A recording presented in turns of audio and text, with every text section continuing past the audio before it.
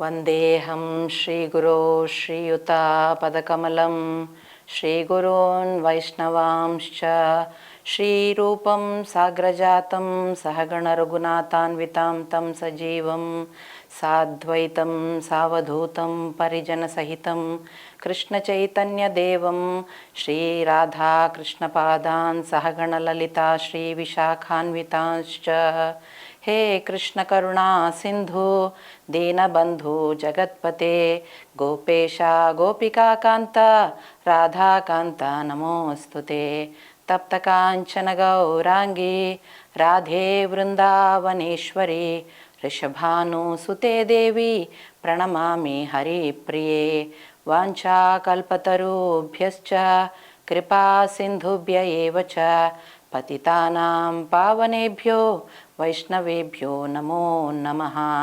जय श्री कृष्ण चैतन्य प्रभु नित्यानंद श्री अद्वैत गदाधर श्रीवासादि गौरभक्तवृंद। हरे कृष्ण कृष्ण कृष्ण हरे हरे हरे राम राम राम हरे हरे।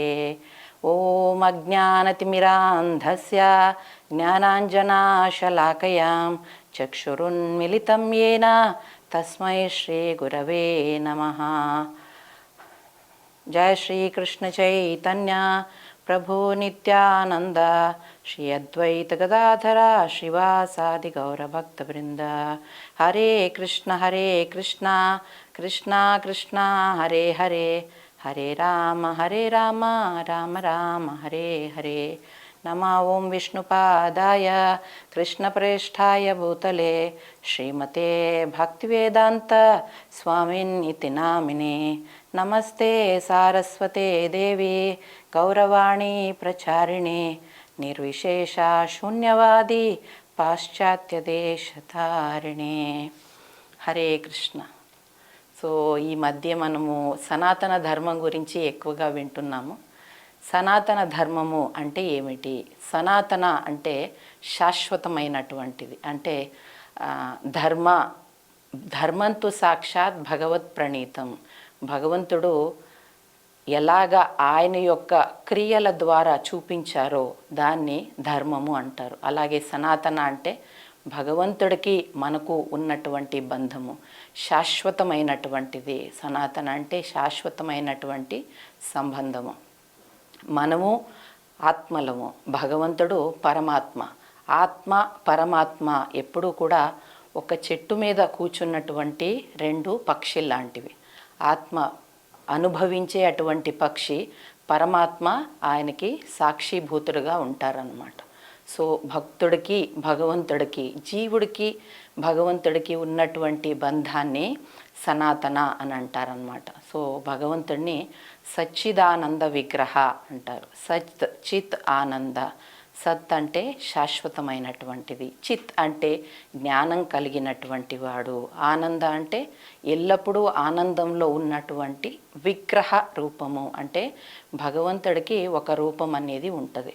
సో మామూలుగా కొంతమంది నిరాకారవాదులు వాళ్ళు భగవంతుడికి రూపం ఉంది అని వాళ్ళు యాక్సెప్ట్ చేయరు. అంటే సర్వత్ర భగవంతుడు ఉన్నాడు అని వాళ్ళు అనుకుంటారనమాట. సో ఇక్కడ జీవుడికి పరమాత్మకి ఉన్నటువంటి అనుబంధము, బంధం ఏంటి అనే దాని గురించి ఇవాళ కొంతసేపు మనము మాట్లాడుకుందాము. సో మనం ఏంటంటే ఇక్కడ ఎందుకు వచ్చాము, నేనెవరు, ఈ యొక్క ప్రశ్నల్ని మనల్ని అడగాలి అనుకున్నప్పుడు, దానికి మనము సమాధానం వెతికినప్పుడు శాస్త్రంలో రకరకాలుగా, అంటే అహం బ్రహ్మాస్మి అంటారు, అంటే నేను ఆత్మని. అలాగే భగవంతుడికి మనకు ఉన్నటువంటి సంబంధము అన్నప్పుడు మనకు ఒక జిజ్ఞాస, అంటే తెలుసుకోవాలి అనే కోరిక మనకు ఉండాలన్నమాట. సో నేనెవరు, ఎక్కడి నుంచి వచ్చాను, నేనెందుకు ఇక్కడ ఈ ఒక పరిస్థితిలో ఉన్నాను. అంటే మనము రకరకాల మనుషుల్ని చూస్తాం. కొంతమంది ఆనందంగా ఉంటారు, కొంతమంది దుఃఖంగా ఉంటారు, కొంతమంది చాలా జ్ఞానాన్ని కలిగినటువంటి వాళ్ళు ఉంటారు, ఇంకా కొంతమందికి అసలు ఏమీ అర్థం కాదు, వాళ్ళ జీవితాల్ని వాళ్ళు గడుపుతూ ఉంటారు. ఈ ఒక్క వ్యత్యాసము ఎందుకు అని మనం తెలుసుకోవాలి అనుకుంటే ఈ జిజ్ఞాస తెలుసుకోవాలని ఒక కోరిక మనకి ఉండాలన్నమాట. సో మానవ శరీరాన్ని తీసుకోవాలి అంటే శాస్త్రాల్లో చెప్తారు 84 లక్ష జీవరాశులు ఉన్నాయి, దాంట్లో 4 లక్ష రకాలు మనుష్యులు అని చెప్తారు. సో ఈ 80 లక్ష జీవరాశులు, జలచరాలు, తర్వాత చెట్టు వృక్షాలు ఇలాంటివి. సో ఈ 4 లక్ష మనుష్య రకాలు అని చెప్తాం కదా, అది ఏ ఒక్క డిఫరెన్స్ లేకపోతే దాన్ని ఎలాగా డిఫరెన్షియేట్ చేస్తారు, ఆ భేదం ఏంటి అంటే మనుష్యని రేషనల్ యానిమల్ అంటారు. అంటే human being is a rational animal, విచక్షణ జ్ఞానాన్ని కలిగినటువంటి వాడు. విచక్షణ జ్ఞానం అంటే మహాభారతంలో చెప్తారు, ఆహార నిద్ర భయమైతునం చ సమానమేతత్ పశుభిర్నరాణం. అంటే పశువులకి మనుషులకి ఇవన్నీ సమానమే. ఆహారం స్వీకరించటము, నిద్రపోవటము, మనల్ని మనము డిఫెండ్ చేసుకోవటం అంటే సంరక్షించుకోవటము, నాలుగోది మనము మైథున క్రియ అని ఏం చేస్తాము అది. సో అయితే ఆ జంతువులకి తేడా ఏంటి అంటే ధర్మేణ హీన పశుహి సమాన. మనం ఎప్పుడు ధర్మాన్ని పాటించమో అప్పుడు మనం కూడా పశువులకి సమానము అని శాస్త్రాల్లో చెప్తారు. హితోపదేశంలో కూడా ఈ ఒక శ్లోక వస్తుందన్నమాట. అంటే జంతువులకి మనకు ఉన్నటువంటి వ్యత్యాసం ఏంటి అంటే ఈ విచక్షణ జ్ఞానం అంటే ఆలోచన శక్తి. సో మనం బయట చూస్తాము ఈ రోజుల్లో భౌతిక విద్యని చదువుకుంటూ ఎన్నో జ్ఞానాన్ని సంపాదిస్తున్నాం, కానీ ఆధ్యాత్మిక జ్ఞానాన్ని పొందాలి అనుకుంటే మనము ఆధ్యాత్మిక గురువు దగ్గరికి వెళ్ళాలన్నమాట. సో ఆధ్యాత్మిక గురువు ఎవరు అంటే భగవద్గీతలో భగవంతుడు చెప్తాడు, తద్విద్ధి ప్రణిపాతేన పరిప్రశ్నేన సేవయా ఉపదేక్ష్యంతు తే జ్ఞానం జ్ఞానినాస్ తత్వదర్శినః. సో ఈ తత్వాన్ని వాళ్ళు ఆచరిస్తూ ఎవరు దాన్ని దర్శించగలుగుతారో వాళ్ళని తత్వదర్శిలు అని చెప్తారనమాట. సో అలాంటి ఒక ఆధ్యాత్మిక గురువు దగ్గరికి వెళ్ళి మనము జ్ఞానాన్ని ఎలాగా అంటే వాళ్ళని సేవించుకుంటూ రకరకాలైనటువంటి ప్రశ్నలు వేస్తూ వినయంతో మనము జ్ఞానాన్ని తెలుసుకోవడానికి ప్రయత్నము చేయాలన్నమాట. అయితే భౌతిక ఆధ్యాత్మిక ఈ రెండిటికి తేడా ఏమిటి? భౌతిక అంటే మెటీరియల్ వరల్డ్ అని చెప్తాం, ఆధ్యాత్మిక అంటే స్పిరిచువల్ వరల్డ్. ఆధ్యాత్మిక జగత్తు, భౌతిక జగత్తు. సో భౌతిక జగత్తు అంటే మనము ఇప్పుడు ఉన్నటువంటి ఈ ఒక్క ప్రదేశాన్ని భౌతిక జగత్తు అంటారన్నమాట. అంటే మనము ఒక శరీరాన్ని తీసుకొని శాశ్వతమైనటువంటి ఆత్మ, ఇక్కడ మనము అన్నప్పుడు ఆత్మ గురించి మాట్లాడుతున్నాం అన్నమాట. సో ఈ శరీరము వృద్ధి చెందినప్పుడు లేకపోతే రోగగ్రస్తమైనప్పుడు ఈ శరీరాన్ని వదిలేసి ఆత్మ అనేది వెళ్ళిపోతుంది అన్నమాట. సో అలాంటి ఒక నశ్వరమైనటువంటి శరీరము అంటే నశించిపోయే అటువంటి శరీరాన్ని వదిలేసి ఆత్మ శాశ్వతం కాబట్టి కర్మానుసారంగా, కర్మ అంటే మనము చేసినటువంటి మంచి చెడు పనులు ఏముంటాయో దాని ప్రకారంగా మనకు ఇంకో జన్మం అనేది ఉంటుందన్నమాట. సో ఇలాగా మనము ఈ జన్మ మృత్యు జర వ్యాధి ఈ ఒక్క చక్రంలో, జర అంటే ముసలితనం, వ్యాధి అంటే రోగాలు. సో ఈ చక్ర బారిన పడి మనము ఇక్కడ పైకి కిందకి అంటే మంచి పనులు చేసినప్పుడు మీరు ఉన్నత లోకానికి వెళ్తారు, చెడు పని చేసినప్పుడు అధోలోకానికి వెళ్తామన్నమాట. అంటే నరకలోకాలు, పాతాళ లోకాలు ఇవి అధోలోకాలు అంటారు. ఉన్నత లోకాలు అంటే దేవి దేవతలు, తపస్సు చేసేవాళ్ళు, తపోలోక, జనలోక ఇవన్నీ ఉన్నత లోకాలు అన్నమాట. సో ఈ రకంగా 14 లోకాల్ని కలిగినటువంటి ఇది భౌతిక ప్రపంచం అన్నమాట. కానీ ఆధ్యాత్మిక ప్రపంచం అంటే అక్కడ నిత్యమైనటువంటి వాళ్ళు అంటే శాశ్వతమైనటువంటి భగవద్భక్తులు, అలాగే ఆయన యొక్క పార్షదులు అంటే అసోసియేట్స్ అంటారనమాట. సో వాళ్ళు ఉండే అటువంటి ప్రదేశాన్ని ఆధ్యాత్మిక జగత్తు అని చెప్తారనమాట. సో వాళ్ళందరూ నిత్యులు అంటే శాశ్వతమైనటువంటి వాళ్ళు. అంటే మనం కూడా అలా ఆ లోకంలో ఉండేవాళ్లే. ఎందుకంటే మనం కూడా శాశ్వతము. సో ఈ జీవి అనేది ఏంటంటే భగవంతుడి యొక్క పార్ట్ అండ్ పార్సల్ అంటారంటే భగవంతుడి యొక్క అంశాలము. సో మనకు భగవంతుడికి గుణరీత్యా మనము భగవంతుడి గుణాలన్నీ కూడా పొందున్నాము. కానీ మనము క్వాంటిటీ వైజ్ అన్నప్పుడు భగవంతుడు ఒక విభువు అంటే సముద్రం లాంటి వాళ్ళు, మనము అణువు అంటే ఒక చిన్న అణువు లాంటి వాళ్ళం అన్నమాట. సో గుణరీత్యా మనకి భగవంతుడిలో ఉన్నటువంటి గుణాలన్నీ ఉన్నప్పటికీ కూడా మనము క్వాంటిటీ వైజ్ చూసినప్పుడు భగవంతుడు సముద్రం లాంటి వాళ్ళు అన్నమాట. సో భగవంతుడు అందరి మంచి కోరుకుంటారు, అందరి పట్ల కరుణని కలిగి ఉంటారు, అందరి పట్ల ప్రేమాన్ని కలిగి ఉంటారు. భగవంతుడు చెప్తారు, సమోహం సర్వభూతేషు, నేను అన్ని జీవులు, భూత అంటే జీవులు, అన్ని జీవుల పట్ల సమానత కలిగి ఉంటాను అని అంటారు. అయితే మనమెందుకు ఈ తేడా చేస్తున్నాము అని అంటే ఈ భౌతిక ప్రపంచం ఇందాక చెప్పుకున్నట్టు ఇక్కడ త్రిగుణాల ఒక ఏంటంటారు ఇన్ఫ్లుయెన్స్, దాని యొక్క ఇన్ఫ్లుయెన్స్ మన మీద ఉండటం వల్ల మనకు ఈ తేడాలు. అంటే ఆధ్యాత్మిక జగత్తు నుంచి వచ్చినప్పుడు మనం అందరం కూడా ఒక శుద్ధ ఆత్మలే. కానీ ఎప్పుడు ఈ త్రిగుణాలతోటి మనము ఈ ఒక ఇన్ఫ్లుయెన్స్ మన మీదకు ఉంటుందో దానివల్ల మనలో రకరకాలన్నటువంటి ఆలోచనలు, తర్వాత మార్పులు అనేది కలిగిద్దనమాట.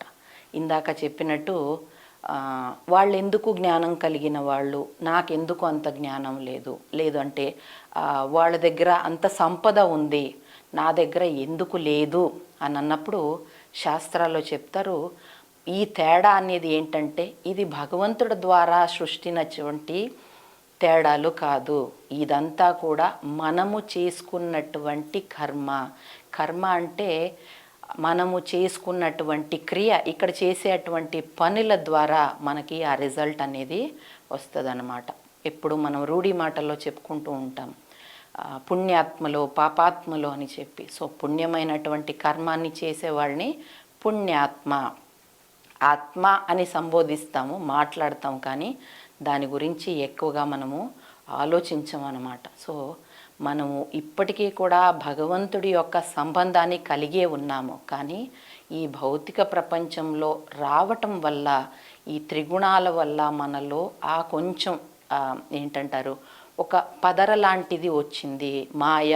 ఆ ఒక్క మాయలో పడిపోయి మనము దీన్ని మర్చిపోయామన్నమాట. సో దీన్ని డార్మెంట్ స్టేజ్ అంటారంటే నిద్రావస్థలో ఉండి కొన్ని మర్చిపోతూ ఉంటాం కదా, అలాగనమాట. సో భగవంతుడితో ఉన్నటువంటి సంబంధం ద్వారా కొన్నిసార్లు మనకు అనిపిస్తుంది ఇది తప్పు చేయకూడదు అని, అంతే అంతరాత్మ చెప్పిద్ది అని అంటారనమాట. సో ఆ అంతరాత్మ ఏంటంటే మనలో మన హృదయస్థ పరమాత్మ మనకు చెప్పేటువంటి ఒక సంకేతము, లేకపోతే ఇన్స్ట్రక్షన్స్ అంటాం కదా, అదనమాట. దానివల్ల మనము ఇది చెయ్యకూడదు, ఇది చెయ్యొచ్చు అని ఆలోచిస్తూ ఉంటామన్నమాట. సో ఆ రకంగా పుణ్యాత్ములు అంటప్పుడు వాళ్ళు మంచి పనులు చేస్తూ ఉంటారు, పాపాత్ములు అంటే ధర్మానికి విరుద్ధంగా చేసేటువంటి పని ఏదైనప్పటికీ కూడా అది పాపం కిందకి లెక్కేసుకుంటారన్నమాట. సో ప్రకృతి నియమాలు అని ఉంటాయి. ఆ ప్రకృతి నియమాలు ఏంటంటే మనము ఒక మానవ శరీరాన్ని తీసుకున్నప్పుడు, అంటే వేరే జీవులకి ఇది అన్వయించదా అని మీరు అనొచ్చు. వేరే జీవులకి ఏంటంటే ప్రకృతి ద్వారా ఈ స్టేజ్ అయినాక ఇది ఈ జీవితం అంటే ఒక యోని తర్వాత ఇంకో యోని గ్రాడ్యువల్ డెవలప్మెంట్ అనేది ఉంటుందన్నమాట. కానీ అంతా అయిపోయిన తర్వాత ఆలోచన శక్తి కలిగినటువంటి ఆ మానవుడు జ్ఞానాన్ని తెలుసుకోవడానికి ప్రయత్నం చేయాలన్నమాట. Ignorance of law is not an excuse అంటారంటే నాకు ఇది తెలియదు అని చెప్పి ఇదొక్కసారి తప్పైపోయింది అంటే ప్రకృతి నియమాల్లో క్షమాపణ అనేది ఉండదన్నమాట. సో ఇప్పుడు మనం ఒక ట్రాఫిక్లో వెళ్తూ ఉంటాము, రెడ్ లైట్ వచ్చినప్పుడు మనం ఆ ట్రాఫిక్లో ఆగాలి. ఆగకుండా ముందుకెళ్ళిపోయి ట్రాఫిక్ పోలీస్ వచ్చి చలాన్ రాసినప్పుడు, మనం కేసు రాసినప్పుడు ఇది నాకు తెలీదు అనడానికి లేదు. ఎందుకంటే మనము ఈ సమాజంలో ఉండాలి అనుకుంటే కొన్ని నియమాల్ని మనము తెలుసుకొని ఉండాలన్నమాట. సో అదే రకంగా ప్రకృతి నియమాలు కొన్ని ఉన్నాయి, దాన్ని మనము పాటిస్తూ ఉండాలి అన్నమాట. సో దాంట్లో మనము అవతల వ్యక్తిని ఇప్పుడే చెప్పుకున్నాం, భగవంతుడు అందరినీ సమానంగా చూస్తారు అని. అయితే మనం ఎందుకు చూడలేకపోతున్నాము? ఎందుకంటే పూర్వజన్మంలో మనం ఇప్పుడు ఎక్కడికి వచ్చాము, ఎప్పుడు వచ్చాము అని తెలుసుకోవాలంటే శాస్త్రాలు చెప్తారు, సిన్స్ టైమ్ ఇమ్మెమోరియల్, అంటే మనకు గుర్తు కూడా లేదు మనం ఎప్పుడు భగవంతుడిని కాదు అనుకొని ఇక్కడికి వచ్చాము అని. సో ఈ జ్ఞానాన్ని మనం మళ్ళీ తెలుసుకున్నప్పుడు భగవంతుడితోటి మనకు ఉన్నటువంటి సంబంధం ఏంటి, దాన్ని చేసుకోవడానికి మనకది సహాయపడుతుంది అన్నమాట. సో మనము ప్రకృతి నియమాల్ని తెలుసుకొని ఇతర జీవుల పట్ల దయే కరుణ కలిగి ఉండాలన్నమాట. సో మనము ఎన్నో రకాలుగా మనకు తెలియకుండానే చాలా చేస్తూ ఉంటాం, తెలిసి కూడా కొన్ని జరుగుతూ ఉంటాయి అన్నమాట. దాంట్లో 1-2 చెప్పాలనుకుంటే, ఒక వ్యక్తిని చూడంగానే ఫస్ట్ టైం చూస్తూ ఉంటాం, కానీ వాళ్ళ పట్ల అదేందో తెలియనటువంటి ఒక భావన మనకు వస్తుంది. ఇది ఎందుకు అంటే వాళ్ళకి మనకు ఏదో అనుబంధము, పూర్వ జీవిత యొక్క అనుబంధం ఉంటుంది కాబట్టి మనకు వాళ్ళు చూడంగానే ఒక భావం అనేది వస్తుంది అన్నమాట. సో మనము ఈ యొక్క ఏంటంటారు సెషన్స్లో మనం ఇప్పుడు చేస్తున్నటువంటి ఈ భక్తి ప్రచారంలో భాగవతం, శ్రీమద్ భాగవతం అలాగే శ్రీమద్ భగవద్గీత గురించి చర్చించుకుంటాము. అంటే కంప్లీట్గా భగవద్గీత లేకపోతే భాగవతము ఇది చర్చించుకోవాలి. దీని ద్వారా మనం ఏం తెలుసుకుంటామంటే భక్తి మార్గము, భక్తుల యొక్క లక్షణాలేంటి, వాళ్ళు భగవంతుడికి ఎందుకు ప్రియంగా ఉంటారు. అంటే భక్తి చేసేవాళ్లే కాదు, అందరి పట్ల భగవంతుడికి అదే ప్రేమ ఉంటుంది. కాకపోతే ఒక ఇంట్లో ఎలాగ 4 పిల్లలు ఉన్నప్పుడు చివరి పిల్లోడు ఆయన ఇంకా చిన్న పిల్లవాడు, ఆయన్ని చూసుకోలేడు అన్నప్పుడు తల్లిదండ్రులు ఆ ఒక్క కుమారుడు పైన ఎక్కువ ప్రేమాన్ని చూపిస్తారు. ఎందుకంటే ఆ కుమారుడు కంప్లీట్గా సంపూర్ణంగా తల్లిదండ్రుల మీద ఆధారపడి ఉంటారు, వాళ్ళు లేకుండా ఆయన ఏమీ చేయలేడు. సో భక్తులు అనేటువంటి వాళ్ళు ఏంటంటే అన్నిటికీ భగవంతుడి మీద ఆధారపడి ఉంటారన్నమాట. వాళ్ళ జీవితంలో కష్టాలు వచ్చినా, తేడాలు వచ్చినా, మంచి జరిగినా అన్నిటికీ భగవంతుడిని కొలుస్తారన్నమాట. సో భగవంతుడు అందరి పట్ల అదే కృపని కలిగి ఉంటారు. ఆయన యొక్క కృపాన్ని స్వీకరించాలి అని ఒక కోరిక మనకి ఉండాలన్నమాట. సో అంటే రోజు గుడికి వెళ్తేనే భగవత్ కృప దొరికిద్దా అని కాదు. దీనికి శ్రీమద్ భాగవతంలో 6వ స్కందంలో వస్తుంది. అజామిల అని ఒక వ్యక్తి గురించి అక్కడ అజామిల చరిత్ర అని వస్తుంది అన్నమాట. దాంట్లో చెప్తారు, పరమ పాపి అయినప్పటికీ కూడా భగవంతుడు ఒక పేరుని, అంటే తన యొక్క కుమారుడికి ఆయన భగవత్ నామాన్ని పెట్టుకుంటారు, నారాయణ అని పెట్టుకుంటారు అన్నమాట. సో మనందరికీ తెలిసినట్టు చివరి కుమారుడు కానీ కుమార్తె కానీ అంటే అందరికీ చాలా ప్రేమ. ఎందుకంటే అందరికన్నా చిన్నవాళ్ళు, ఇందాక చెప్పుకున్నట్టు అన్నిటికీ తల్లిదండ్రి మీద ఆధారపడి ఉంటారు కాబట్టి ఈయనకి కూడా అజామిలుడికి ఆయన చిన్న కుమారుడు అంటే చాలా ప్రియం. ఆయన 80 ఏళ్ళు వచ్చినప్పుడు ఈ యొక్క కుమారుడితోటి, అంటే ఆ ఒక్క వయస్సులో ఆయనకి ఆ కుమారుడు జన్మించటము, ఆయన యొక్క లాలన పాలన అనేది జరిగిద్దనమాట. సో ఆ నారాయణుని ప్రతి ఒక్క దానికి ఇప్పుడు మనము మన పిల్లల్ని పిలుస్తాం, నారాయణ ఇటురా, నారాయణ ఆహారం తీసుకో, నారాయణ నిద్రపో, నారాయణ గొడవ చేయకూడదు. సో ఈ రకంగా ఆయన అన్నిట్లోనూ నారాయణుడిని కలుపుకోవటం వల్ల సాక్షాత్తు యమదూతులు వచ్చినప్పుడు విష్ణుదూతులు వచ్చి ఆ అజామిలుడిని రక్షిస్తాడనమాట. అంటే ఆయన చెయ్యకూడనటువంటి పాపాలంటూ ఏమి లేవు. దొంగతనం చేస్తూ ఉంటారు, మోసము, అబద్ధము, వేశ్యని వివాహం చేసుకుంటారు. అంటే మొత్తం భౌతిక యొక్క జీవితంలో శాస్త్రానికి విరుద్ధంగా ఉండేటువంటి పనులన్నీ కూడా ఆయన చేస్తూ ఉంటారన్నమాట. సో ఇంత పాపపూరిత పనులు చేశారని యమదూతలు ఆయన్ని తీసుకెళ్ళడానికి వస్తారు. మృత్యు వచ్చింది యమదూతల రూపంలో.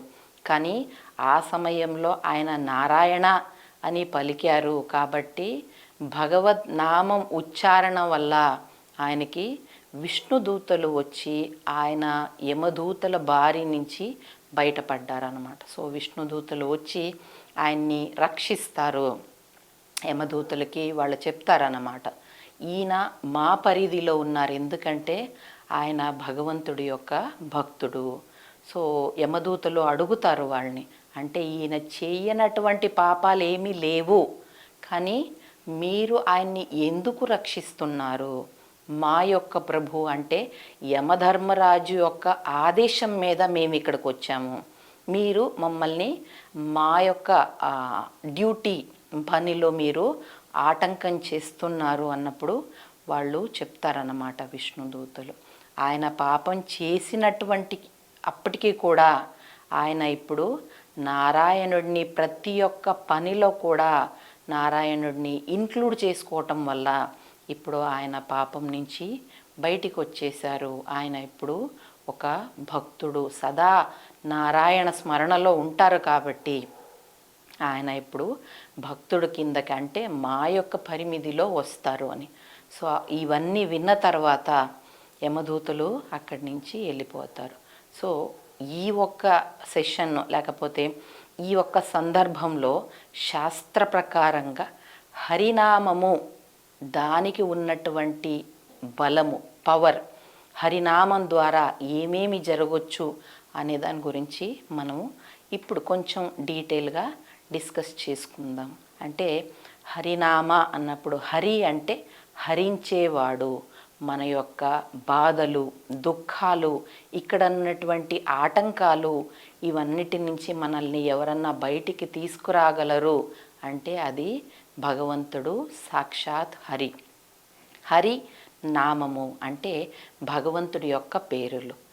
నామ నామి అంటే నామానికి, భగవంతుడి యొక్క పేరులకి, సాక్షాత్ భగవంతుడికి ఏమీ తేడా ఉండదన్నమాట. సో ఈ భౌతిక ప్రపంచంలో నీళ్ళు అంటే దాహం తీరదు, నీళ్లు తాగితేనే దాహం తీరిద్ది. కానీ ఆధ్యాత్మిక ప్రపంచంలో భగవంతుడి యొక్క నామాన్ని పలికింతే సాక్షాత్ భగవంతుడిని చూసినట్టు, భగవంతుడిని పిలిచినట్టు, భగవంతుడిని సేవించుకున్నట్టు అన్నమాట. సో హరినామం యొక్క మహత్యం ఏంటి అనే దాని గురించి చెప్పాలంటే, మనము చేసినటువంటి పూర్వజన్మకృతం పాప రాశి అదంతా కూడా నశింపు చెయ్యాలి అనుకుంటే అది హరినామ ద్వారానే కలిగిద్ది అన్నమాట. సో మనము భగవత్నామాన్ని ఎన్నో రకాలుగా భగవంతుడిని మనము పిలవచ్చు. దాంట్లో రామ, కృష్ణ, గోవింద అంటే భగవంతుడి యొక్క అవతారాలు, ఆయనకు ఉన్నటువంటి నామాలు ఏమున్నాయో అవన్నీ కూడా హరినామమే. కానీ కలియుగానికి మహామంత్రము అని చెప్పేటువంటి హరే కృష్ణ కృష్ణ కృష్ణ హరే హరే, హరే రామ రామ రామ హరే హరే అంటే కలియుగానికి మనకు హరినామాన్ని పలికినప్పుడు మనకు వచ్చే అటువంటి ఫలితము, కలియుగ ధర్మం, యుగ ధర్మం ఏంటంటే ఈ ఒక మహామంత్రము, ఈ హరే కృష్ణ మహామంత్రం అన్నమాట. సో ఈ హరే కృష్ణ మహామంత్రాన్ని ఉచ్చరించటం ద్వారా మనము ఈ విష్ణు సహస్రనామాలు ఇవన్నీ, అంటే ఇవన్నీ కూడా మీకు ఎలాగంటే ఒక కంపారిజన్ చెయ్యాలి అనుకుంటే, మనము మెట్టిలెక్కి వెళ్ళాలి అని ఒక ఆప్షన్ నుండి లిఫ్ట్లో వెళ్ళాలి అని ఒక సెకండ్ ఆప్షన్ ఉంటే ఖచ్చితంగా మనము లిఫ్ట్లో వెళ్ళాలి అని ఆలోచిస్తాం. ఎందుకంటే కలియుగంలో మన యొక్క జీవితం కాలం గురించి మనకు ఎవరికో ఒక గ్యారంటీ అనేది లేదన్నమాట. ఈ రోజుల్లో మనం చూస్తున్నాం 30 సంవత్సరాలు, తీరా 12-15 సంవత్సరాల పిల్లలకి కూడా షుగరు, అలాగే 30 సంవత్సరాలకి హార్ట్ అటాక్. ఏమీ తెలియనటువంటి వాళ్ళు ఈరోజు క్యాన్సర్ బాధన పడుతున్నారు. అంటే కలియుగంలో మనకి జీవిత యొక్క అవధి 100 సంవత్సరాలు అయినప్పటికీ కూడా మన జీవితం ఎప్పుడు అంతరించిపోయిద్ది అనేది ఎవరికి తెలియదు అన్నమాట. సో ఆ రకంగా మన జీవితంలో మనం ఎక్కువ దానికోసం ఏమీ చెయ్యనక్కర్లేదు. అంటే రోజంతా తపస్సు చేసి లేకపోతే ఉపవాసాలు ఇవన్నీ చేసుకుంటూ భక్తి చెయ్యాలి అని, అంటే స్టార్టింగ్ ఒక స్టేజ్లో భగవంతుడిని మన జీవితంలో చేర్చుకోవటం. ఇప్పుడు భగవంతుడు మన కోసం 24 గంటలు ఇచ్చారు. దాంట్లో భగవంతుడి కోసం ఒక్క 10 నిమిషాలు మనం కేటాయించటం, స్వామి కొరకు ఏదో ఒక టైంలో మనం భగవత్ నామాన్ని స్మరిస్తూ భగవంతుడి యొక్క కథ శ్రవణం చేస్తూ మన జీవితాన్ని ఈ ఒక్క మలుపు, అంటే మనము మన మనస్సుని కంట్రోల్ చేసుకోవాలి, నిగ్రహించుకోవాలి అంటే చాలా కష్టం అన్నమాట. ఈ రోజుల్లో ఎక్కడ చూసినా కూడా మనకు ఈ డిస్ట్రాక్షన్ అనేది ఉంటుంది. సో బయటికి వెళ్ళామంటే పెద్ద పెద్ద హోర్డింగ్స్, దాంట్లో డిస్కౌంట్ అంటారు, సేల్ అంటారు, ఈ రకంగా. కానీ మనస్సు తీసుకెళ్ళిన చోటెల్లా మనము వెళ్ళకూడదు అని చెప్తారు. ఆ మన అంటే ఏంటంటే ఇందాక చెప్పుకున్నాం ఆత్మ. సో మనము ఎప్పుడు ఈ ఆధ్యాత్మిక జ్ఞానాన్ని కలిగి ఉంటామో అప్పుడు మనస్సు వెనకాల మనము పరిగెత్తము, బుద్ధి ఒక మాటని వింటామన్నమాట. సో ఈ హరినామ స్మరణ, భగవద్నామస్మరణ వల్ల కలిగే అటువంటి ఉపయోగాల్లో లేకపోతే దాని యొక్క ఫలితాలు ఏంటి అని చెప్పాలనుకుంటే, మొదటిది ఇందాక చెప్పుకున్నాం, పూర్వజన్మ కృత పాపాలు అవన్నీ కూడా నశించిపోతాయి. రెండోది, ఈ యొక్క ప్రపంచంలో మనకు ఉండడానికి ప్రశాంతత అనేది వస్తుంది అన్నమాట. అంటే ఎన్నో టెన్షన్లు మనము ఒక రోజు గడపాలి అంటే నిద్ర లేచిన సమయం నుంచి నిద్రపోయేంత వరకు ప్రతి అడుగడుగున పదం పదం యత్ విపదం అని భాగవతంలో చెప్పారంటే అడుగు తీసి అడుగు పెడితే ఆ సమయంలో మనకు విపత్తులు వస్తూ ఉంటాయి అన్నమాట. సో ఇలాంటి యొక్క టెన్షన్స్ కానీ డిప్రెషన్, స్ట్రెస్ ఇవన్నిటి బారి నుంచి మనం బయటపడాలి అంటే హరినామాన్ని చేసుకున్నప్పుడు మనకు ఆ రోజంతా కూడా మీకు ఎంతో ప్రశాంతంగా ఉన్నట్టు అనిపిస్తుంది. ఈ ప్రశాంతత ఎలా ఉంటుంది అంటే చల్లని చంద్రుడు ఆయన యొక్క శీతలత మనకి ఎలాగుంటుందో, సో ఇంత ఒక్క టెన్షన్స్లో ఈ యొక్క జంజాటంలో కూడా మనము ప్రశాంతంగా ఉండగలుగుతాం అన్నమాట. ఈ రోజుల్లో మనం చూస్తాం స్ట్రెస్ ద్వారా ఎన్నో రకాల రోగాలంటే భక్తి చేసుకుంటేనే హరినామం చెయ్యాలా అని కొంతమంది అడగొచ్చు అనమాట. కానీ మనము ప్రశాంతంగా ఉండాలి, మనం అనుకున్నట్టు కనీసం ఈ శరీరాన్ని మనము ఎలాగా చూసుకోవాలి అంటే చాలామందికి ఒక ఆలోచన ఏంటంటే ఏ రోగం లేకుండా వెళ్ళిపోవాలి అనే కోరిక అందరికీ ఉంటుంది. సో ఆ రకంగా మనము ప్రశాంతంగా ఉండాలి అన్న కూడా మెడిటేషన్ ద్వారా, ధ్యానము ఇవన్నీ చెప్తారు. కానీ సైన్స్ ప్రకారంగా ప్రూవ్ అయింది ఏంటంటే ఒకే మంత్రాన్ని మళ్ళీ మళ్ళీ ఉచ్చరించటం ద్వారా మనకు ఆ ప్రశాంతత, ఎందుకంటే సౌండ్ వైబ్రేషన్ అంటారు. సో ఇప్పుడే చెప్పుకున్నాము నామ నామి అంటే భగవంతుడి నామానికి భగవంతుడికి ఏ వ్యత్యాసము లేదు. సో మీరు ఆ భగవత్ నామాన్ని ఉచ్చరించటం ద్వారా మీరు సాక్షాత్ భగవంతుడి యొక్క సంబంధంలో, ఆయన యొక్క ప్రెజెన్స్లో ఉంటారన్నమాట. అందుకు భగవంతుడు ఆయన స్మరణలో ఉన్నాము కాబట్టి భగవంతుడు కూడా మనల్ని ఎప్పుడూ ఒక చిన్న పిల్లవాడిని తల్లిదండ్రులు సంరక్షిస్తారో ఆ రకంగా భగవంతుడు కూడా ఎప్పుడు మనల్ని సంరక్షిస్తూ ఉంటారన్నమాట. ఎందుకంటే మనం ఆయన ధ్యాసలో ఉంటాము, ఆయన మనల్ని సంరక్షిస్తారన్నమాట. సో మనము ఏం చెప్పాలి, మామూలుగా అయితే తల్లిదండ్రులు పిల్లలు అన్నప్పుడు దీనికి మించిన ఒక బంధం లేదు అని అందరికీ తెలుసు. అంటే పిల్లలు ఎంత తప్పు చేసినా, అది ఎంత అపరాధమైనా కూడా ఇంకొక ఛాన్స్ అంటూ తల్లిదండ్రులు ఇస్తూ ఉంటారు. ఈసారి బాగుంటాడండి, ఈసారి మారుతాడు, మా అబ్బాయి చాలా మంచివాడు, లేకపోతే మా అమ్మాయి నేను చెప్పినట్టు వింటది ఇలా ఒక హోప్ ఏముంటుందో భగవంతుడు కూడా అదే ఒక ఆశయాన్ని మన పట్ల కలిగి ఉంటారన్నమాట. సో ఈ జీవితంలో అంటే ఈ ఒక్క జన్మంలో మానవ జీవితం వచ్చింది, ఈసారి వీళ్ళు మారుతారు, వీళ్ళకి భక్తుల యొక్క సాంగత్యం కలిగితే ఖచ్చితంగా వీళ్ళల్లో మార్పు వస్తుంది అన్నట్టు మనం ఎలాగా పేరెంట్స్ పిల్లల కోసం ఎంతో కాతురంగా వాళ్ళ మార్పు కోసం వెయిట్ చేస్తూ ఉంటారో అలాగే భగవంతుడు మనము మళ్ళీ ఆయన్ని చేరుకుంటాము అనే ఒక ఆలోచనతోటి మనకు మళ్ళీ మళ్ళీ భక్తుల యొక్క సాంగత్యము లేకపోతే భగవద్కీర్తన శ్రవణము ఇలాంటి దాని యొక్క ఏంటంటారు సాంగత్యాన్ని ఇవ్వడానికి కొన్ని సిచ్యువేషన్స్ క్రియేట్ అవుతూ ఉంటాయి అన్నమాట.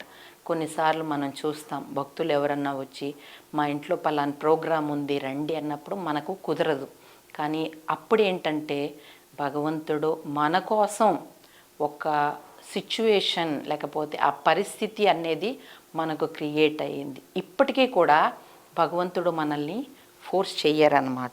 ఎందుకంటే మనము భగవంతుడిలాగే మనకు కూడా భగవంతుడు కొంత స్వాతంత్ర్యం అనేది ఇచ్చారనమాట. అంటే మనకు ఇష్టం వచ్చినట్టు మనము నడుచుకోవచ్చు. సో భగవంతుడి యొక్క ఏంటంటారు శక్తిలో మనల్ని ఏంటంటారు మార్జినల్ ఎంటిటీ అంటారు. అంటే మనము కావాలి అనుకుంటే భగవంతుడిని చేరుకోవచ్చు, లేదు నేను ఇక్కడే బాగున్నాను ఈ భౌతిక ప్రపంచంలో నాకు బాగుంది అనుకుంటే మనము ఇక్కడే కంటిన్యూ కూడా చేస్తాం. ఇది ఎలాగంటే మన కర్మాలు మన చేసే అటువంటి పనిని బట్టి ఇది ఆధారపడి ఉంటుంది.